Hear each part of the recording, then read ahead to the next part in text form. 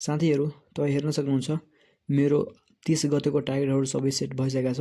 Hello guys, welcome छ day 8 मा हजुरलाई। सुरु गरौँ वार्म अप। यसरी एक्सरसाइज गर्दाखेरि हैन मैले पढ्नमा अलि फोकस बनाइरहेछ, अलि मेन्टली पनि स्ट्रङ बनाइरहेछ। सो म सजेस्ट गर्छु कि तपाईँ पनि यस्तै वर्कआउटहरू गरेर अनि पढ्नमा बस्नु। देन म आफ्नो एक्सरसाइज सकाएपछि खाना बनाएँ, त्यसपछि खाएर फेरि पढ्न बसिहालेँ। वाणिज्य ब्याङ्कको काम गरेर अधिकार कसरी पढ्ने भनेर मैले अस्ति भिडियो अपलोड गरिरहेको थिएँ हैन। अनि त्यहीमा कमेन्टमा धेरैजना साथीहरूले राम्रो कमेन्ट गर्नुभएछ। सो उसको लागि धेरै धन्यवाद। यसरी मैले दिनभरिमा पढेको कुराहरूलाई कपीमा लेख्न ट्राई गरिरहेको थिएँ कि मलाई कतिको याद छ भनेर म राम्ररी लेख्न पाइरहेको थिएँ। सो त्यस्तो मलाई केही गाह्रो भएन। टाइम भइसकेको थियो अनलाइन क्लासको हैन। त्यसपछि अनलाइन क्लास जोइन गरेपछि त्यहाँ इकोनोमिक्स अहिले भइरहेछ। अनलाइन क्लास सकेपछि म आफ्नो डेली टार्गेटहरूलाई कभर गर्न लागेको। अब याद गर्ने टपिकहरू धेरै थियो, त्यही भएर म अलि याद गर्न लाग्यो।